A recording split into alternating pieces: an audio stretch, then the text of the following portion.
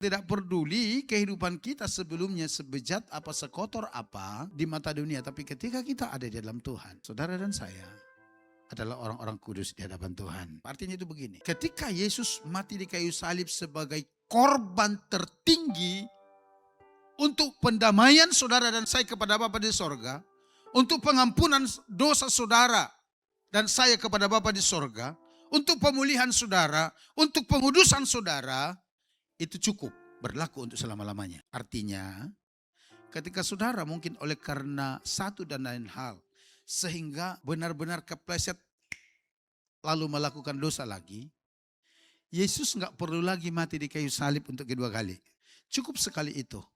Dan kitab Yohanes berkata, kita tinggal hanya datang kepada Dia, mengakui semua dosa kesalahan pelanggaran kita, maka Ia setia dan adil, mengampuni kita, menguduskan kita, dan membawa kita kembali kepadanya. Amin.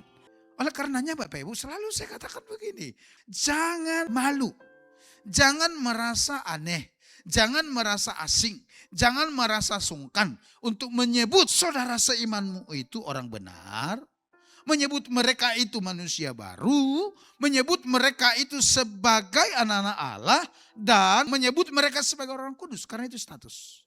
Bahkan coba saudara ya, gereja di Korintus ini paling kompleks dengan persoalan.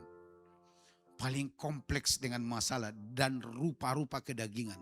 Tapi dikatakan begini, hai kamu orang-orang yang dikuduskan.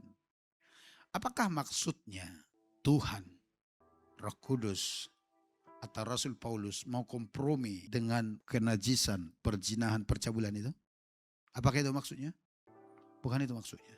Tapi yang mau dikatakan di situ begini, orang sepercaya apapun, orang sehebat apapun, ada kemungkinan jatuh ke dalam dosa.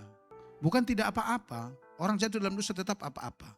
Tapi yang dikatakan demikian, orang yang berkata paling dahsyat rohaninya pun ada kemungkinan jatuh ke dalam dosa. Di dalam 1 Yohanes pasal 2 ayat 1 sampai dikatakan demikian.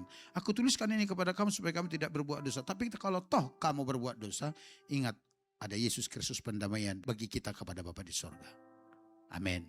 Artinya begini, orang yang disebut orang kudus itu saudara, tidak otomatis mereka menjadi orang sempurna. Dalam perjalanan mereka mungkin ada kalanya mereka tersandung, jatuh. Tapi mereka tetap orang kudus yang harus dipulihkan.